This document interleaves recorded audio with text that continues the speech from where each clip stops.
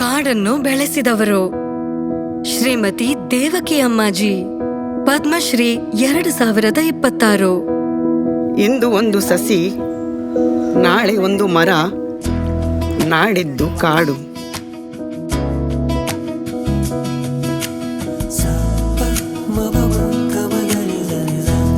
ಕೃಷಿಕ ಕುಟುಂಬದಲ್ಲಿ ಜನಿಸಿದರು. ಪ್ರಕೃತಿ ಸಂರಕ್ಷಿಸುವ ಮಾರ್ಗ ಆರಿಸಿಕೊಂಡರು.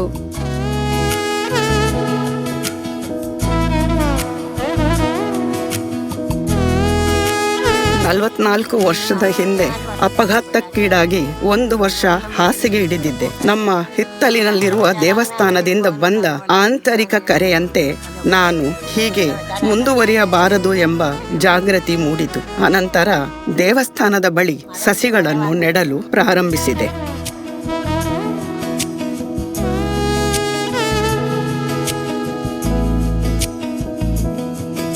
ಆಲಪ್ಪುಳ ಜಿಲ್ಲೆ ಅರಣ್ಯವಿಲ್ಲದ ಬಂಜರು ಭೂಮಿ.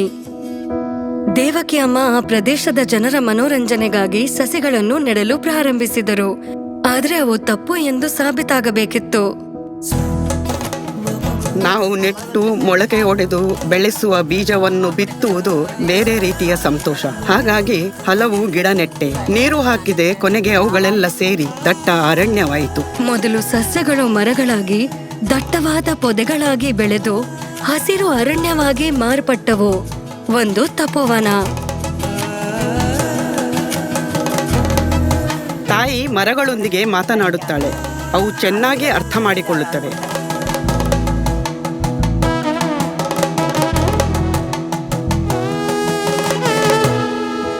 ಶೀಘ್ರದಲ್ಲೇ ದೇವಕಿ ಅಮ್ಮನ ಕಾಡು ಎಲ್ಲ ರೀತಿಯ ಸಸ್ಯ ಮತ್ತು ಪ್ರಾಣಿಗಳಿಂದ ಸುಂದರವಾದ ಹೊಸ ಪರಿಸರವನ್ನು ರೂಪಿಸಿತು.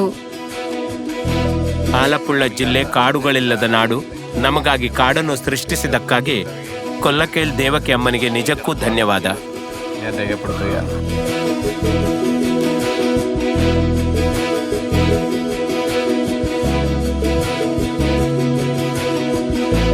ದೇಶ ಅಜ್ಜಿಗೆ ಪದ್ಮಶ್ರೀ ಪ್ರಶಸ್ತಿ ನೀಡಿ ಗೌರವಿಸುತ್ತಿದೆ. ಅವರ ಮೊಮ್ಮಗಳಾದ ನನಗೆ ಕುಟುಂಬದ ಭಾಗವಾಗಿರುವುದಕ್ಕೆ ಅಪಾರ ಹೆಮ್ಮೆ ಮತ್ತು ಸಂತೋಷವಾಗುತ್ತಿದೆ. ನಾನು ನನ್ನ ಭೂಮಿ ತಾಯಿಯ ಸೇವೆ ಮಾಡಿದೆ. ಅವಳು ನನ್ನನ್ನು ಹರಸಿದಳು. ಶ್ರೀಮತಿ ದೇವಕಿ ಅಮ್ಮಾಜಿ, ಪದ್ಮಶ್ರೀ 2026. ಕೋಳಿ ಕೋಳಿ ನಮಸ್ತೆ.